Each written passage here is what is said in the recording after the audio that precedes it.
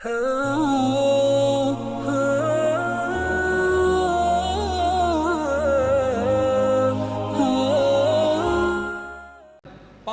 ایک کام جو اسی جگہ پہ ذکر ہوا ہے، عدل اور انصاف، اس کی وجہ سے یہ معاشرے قائم ہیں۔ اللہ رب العزت نے جب اپنے بارے میں کہ کائنات کو میں نے بنایا اور اس کو چلا رہا ہوں، اس کا انٹروڈکشن کروایا، تعارف، تو پھر کہا فوضع المیزان، اللہ نے میزان رکھا ہوا ہے۔ کائنات پوری عدل کے اوپر چل رہی ہے۔ للشمس ینبغی، سورج کے لیے لائق نہیں کہ وہ چاند کے رستے کو لے لے، نہ چاند اپنی راہ بھولتا ہے۔ زمین، سیارے، سارا نظام کائنات کا اللہ کے بنائے ہوئے ایک نظام کے اوپر چلتا ہے۔ رب نے عدل سے سب کچھ قائم کیا ہوا ہے۔ اگر عدل اور انصاف ختم ہو جائے تو دنیا میں قیامت برپا ہو جائے گی۔ صرف ایک سورج جب اسے قیامت والے دن اجازت نہیں ملے گی، وہ واپس ہوگا۔ اللہ تعالیٰ فرمائیں گے آج مشرق سے طلوع نہیں ہونا، وہ واپس ہوگا تو قیامت برپا ہو جائے گی۔ ایک سیارے کے دائیں بائیں ہونے سے یہ کائنات ختم ہو جائے گی۔ عدل بہت اہم چیز ہے میرے بھائیوں۔ اللہ رب العزت نے ان جگہوں میں اس کا بھی تذکرہ کیا ہے اور فرمایا یا ایھا الذین آمنوا کونوا قوامین للہ شہداء بالقسط، اے ایمان والو اللہ کے لیے انصاف کے ساتھ کھڑے ہو جاؤ اور عدل و انصاف پر قائم رہو۔ ولا یجرمنکم شنآن قوم الا تعدلوا اعدلوا هو اقرب للتقوی واتقوا اللہ، اور اللہ کا تقوی اختیار کرو، اور تم میں سے کوئی کسی قوم کی دشمنی بھی عدل سے دور نہ کرے۔ اور میرے بھائیوں، اللہ رب العزت نے ان جگہوں میں عدل کا جب تذکرہ کیا تو فرمایا وَإِذَا قُلْتُمْ فَاعْدِلُوا وَلَوْ كَانَ ذَا قُرْبَىٰ، اگر بولو تو پھر بھی عدل کرو، بات میں بھی زیادتی نہ کرو۔ وَإِذَا وَأَوْفُوا الْكَيْلَ وَالْمِيزَانَ بِالْقِسْطِ، اور اگر وزن کرنا ہے پھر بھی عدل کے ساتھ۔ یاد رکھیے، بولو تو عدل، تولو تو عدل، کوئی حکم یا فیصلہ کرو تو عدل۔ اللہ رب العالمین نے قرآن میں اس جگہ میں اور باقی کئی باتوں میں تفصیل کے ساتھ اس عدل کا تذکرہ کیا اور ہماری بیماریوں کا بھی ذکر کیا۔ عدل کا تو حکم آ گیا، لیکن وہ کیا وجہ ہے جس وجہ سے ہم عدل چھوڑتے ہیں؟ ان جگہوں میں اللہ نے وہ دو ہماری بیماریاں ان کا ذکر کیا اور تذکرہ کیا۔ ایک ہے جب ہمارے سامنے کوئی دشمن ہوتا ہے تب ہم اسے رگڑتے ہیں اور عدل نہیں کرتے۔ عدل تب چھوٹتا ہے جب سامنے والا دشمن ہو، اور دوسرا جب سامنے والا دوست ہو۔ اللہ رب العزت نے یہ دونوں باتیں ذکر کی۔ وَلَوْ كَانَ ذَا قُرْبَىٰ، وہ تمہارا دوست ہو، رشتہ دار ہو، پھر بھی تم نے عدل کرنا ہے، تم نے میرج کے اوپر فیصلہ کرنا ہے۔ اور کہا وَلَا يَجْرِمَنَّكُمْ شَنَآنُ قَوْمٍ أَلَّا تَعْدِلُوا، اگرچہ وہ سامنے والا دشمن ہے، تمہارا حق یہ ہے کہ تم عدل کو نہ چھوڑو دونوں صورتوں میں۔ اور یہ دونوں بیماریاں ہیں انسانوں کی۔ انسان دشمن سامنے ہو، اس پر وہ جرم بھی ڈال دیتا ہے جو اس نے نہیں کیے ہوتے، اور جب اپنا آ جائے تو اس سے وہ جرم بھی نکال لیتا ہے جو اس نے کیے ہوتے ہیں۔ رسول اللہ صلی اللہ علیہ وسلم نے اپنی عملی زندگی میں پریکٹس کے اندر یہ چیز ثابت کی۔ آپ اندازہ کیجئے جب مکہ فتح ہوا تو اس وقت رسول اللہ صلی اللہ علیہ وسلم نے بڑے بڑے قبائل کے سردار موجود تھے، قرآن کو اچھی طرح پڑھنے والے موجود تھے، عربی النسل، اصل عربی موجود تھے، لیکن وہ حبشہ کا بلال ہے، رنگ اس کا کالا ہے، اس کو کھڑا کیا اور بیت اللہ کی چھت پہ وہ چڑھا، اس نے اعلان کیا اور اذان دی۔ سارے قاری قرآن بھی نیچے ہیں، لیکن رسول اللہ صلی اللہ علیہ وسلم نے اسی بلال کو اوپر آنے کا حکم دیا جو مؤذن تھا۔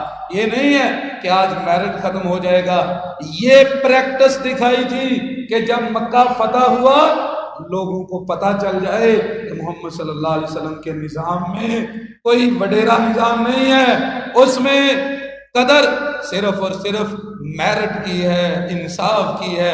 یہ پریکٹس دکھائی گئی سارے قبیلوں کو دیکھو، ایک حبشی ہے، غلام ہے، تم بڑے بڑے سردار نیچے ہو، اور وہ بیت اللہ کی چھت کے اوپر ہے اور وہ اذان دے رہا ہے۔ یہ ہے محمد رسول اللہ صلی اللہ علیہ وسلم کا نظام۔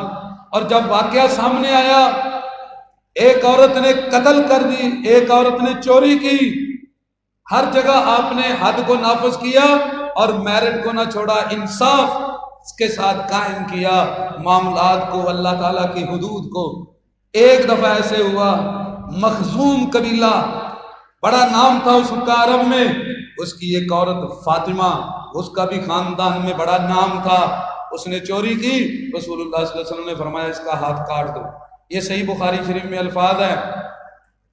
اب جب ہاتھ کاٹنے کا آرڈر ہوا، لوگوں نے غور کیا کہ محمد رسول اللہ صلی اللہ علیہ وسلم کے ساتھ بات کیسے کریں، کیوں آپ کو رشوت چل نہیں سکتی، ڈرتے آپ اللہ کے سوا کسی سے نہیں۔ یہ تو تب کی بات ہے جب قریش والوں نے آفریں کی تھی، جاؤ اٹھاؤ تاریخ کی کتابیں، جب انہوں نے آفر کی تو رسول اللہ صلی اللہ علیہ وسلم کے وہ جو جواب تھے تاریخی، آپ نے کہا جاؤ سورج ایک ہاتھ میں رکھو، ایک ہاتھ میں چاند رکھو، محمد رسول اللہ صلی اللہ علیہ وسلم اپنی دعوت سے پیچھے نہیں ہٹیں گے۔ یہ او میرے بھائیو یہ سمبولک لینگویج تھی، سورج تو رکھا نہیں جا سکتا، سورج انرجی کا سب سے بڑا سورس ہے اور چاند حسن کا سب سے بڑا سورس ہے۔ جب حسن سے تشبیہ دی جاتی ہے تو چاند سے، اور جب انرجی کی بات آتی ہے تو سب سے بڑی انرجی سورج سے دنیا میں حاصل کی جاتی ہے۔ تو وہ کہہ رہے تھے دولت لے لو، حسین سے شادی کر لو، خوبصورت سے، آپ نے کہا دنیا کی انرجی کا سب سے بڑا سورس بھی ہاتھ میں رکھ دو اور سب سے خوبصورت چاند بھی، تو محمد صلی اللہ علیہ وسلم اپنے مشن سے پیچھے نہیں ہٹے گا۔ یہ ایک تمثیل تھی، یہ ایک مثال تھی کہ تم حقیر، حسن اور چند ٹکوں کی بات کرتے ہو۔ وہ محمد رسول اللہ صلی اللہ علیہ وسلم کا ماضی سامنے تھا کہ وہ انصاف سے نہیں پھر سکتے، لیکن دل میں ان کے خواہش پیدا ہوئی، نرم دل بہت ہیں، ہو سکتا ہے محبت سے انصاف چھوڑ دیں، ہو سکتا ہے جب پیار کی بات آئے تو آپ انصاف چھوڑ دیں۔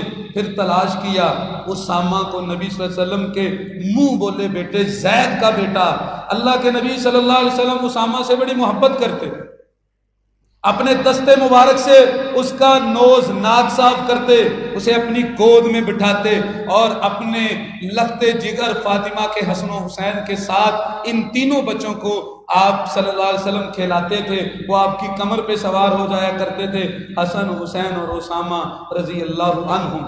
تو اب لوگوں نے اسامہ سے بات کی کہ تم جا کے رسول اللہ صلی اللہ علیہ وسلم سے بات کرو۔ وہ آئے، کہنے لگے یا رسول اللہ، لوگ کہہ رہے ہیں کہ فاطمہ کا ہاتھ نہ کاٹا جائے۔ آپ نے یہ لفظ سنے، کہا یا اسامہ اتشفع فی حد من حدود اللہ، اے اسامہ اللہ کی حدوں میں سفارش کرتے ہو۔ پھر منبر پہ تشریف لے گئے اور کہا لوگوں سنو، انما ہلک من کان قبلکم انہم کانوا اذا سرق فیہم الشریف ترکوہ، اور تم سے پہلے لوگ پتہ کیوں برباد ہوئے؟ ان میں جب بڑا وڈیرا چوری کرتا تو وہ اسے چھوڑ دیتے، وَإِذَا سَرَقَ فِيهِمُ الضَّعِيفُ أَقَامُوا عَلَيْهِ الْحَدَّ، اور اگر کوئی کمزور ہاتھ چڑھ جاتا اس کے اوپر حد لاگو کر دیتے۔ اور آج تم چاہتے ہو کہ اسلام بھی برباد ہو جائے۔ وَعَيْبُ اللَّهِ لَوْ سَرَقَتْ فَاطِمَةُ بِنْتُ مُحَمَّدٍ لَقَطَعْتُ يَدَهَا، اور اللہ کی قسم یہ محمد صلی اللہ علیہ وسلم کا انصاف ہے۔ اور تم مخزوم قبیلے کی بات کرتے ہو، اور تم مخزوم قبیلے کے خاندان کی بات کرتے ہو، میں تمہارے سامنے دنیا کے سب سے عظیم خاندان کی بات رکھتا ہوں اور اہل بیت کی، اور اہل بیت میں سب سے زیادہ جو مجھے محبوب ہے، میرے جگر کا ٹکڑا فاطمہ، اس کی مثال دیتا ہوں جو مجھے سب سے زیادہ پیاری ہے۔ اگر اس سے یہ گناہ مرتکب ہوتا، میں محمد اس کا ہاتھ کاٹ دیتا۔ یہ ہے عدل و انصاف محمد رسول اللہ صلی اللہ علیہ وسلم کا۔ تو آپ نے پھر لوگوں کو یہ درس دیا اور سمجھایا۔ اور میرے بھائیوں، سارا قصور امریکہ کا نہیں ہے اور ہندوستان کا، اسرائیل کا نہیں، ہماری بدعملیاں ہیں۔ ہم نے وہ بنیادی چیزیں چھوڑ دی۔ آج کہاں عدل نظر آتا ہے؟ ہماری زبان میں جب ہم بولتے ہیں تو مبالغہ آرائی کرتے ہیں، جب ہم تولتے ہیں ڈنڈی مارتے ہیں، جب ہم فیصلے کرتے ہیں ہمارے فیصلوں میں بھی جھکاؤ ہوتا ہے۔ ہم تو چند ٹکوں میں بک جاتے ہیں۔ ہماری اسمبلیوں میں، ہماری جو ہے وہ پارلیمنٹ میں، ہمارے اداروں کے اندر ہمارے انصاف کے ججز اور وکلاء، ان کے ریٹ لگتے ہیں، فیسوں کے ساتھ وہ بک جاتے ہیں۔ کوئی کھڑا ہوتا ہے ایک انصاف کے اوپر، بڑی مشکل سے وہ ملتا ہے۔ یہ وہ بنیادی چیز تھی۔ رسول اللہ صلی اللہ علیہ وسلم نے دنیا کے عظیم گھرانے اہل بیت کی مثال دے کے کہا کہ اگر اہل بیت میں بھی یہ مسئلہ ہوتا تو میں محمد رسول اللہ صلی اللہ علیہ وسلم حد نافذ کر دیتا۔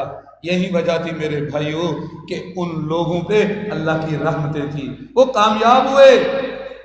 تو یہ ایک کڑی تھی جو کرنے والا کام۔ آج آپ دیکھیں افلاطون نے کیا کہا تھا، اس کا قول مشہور ہے۔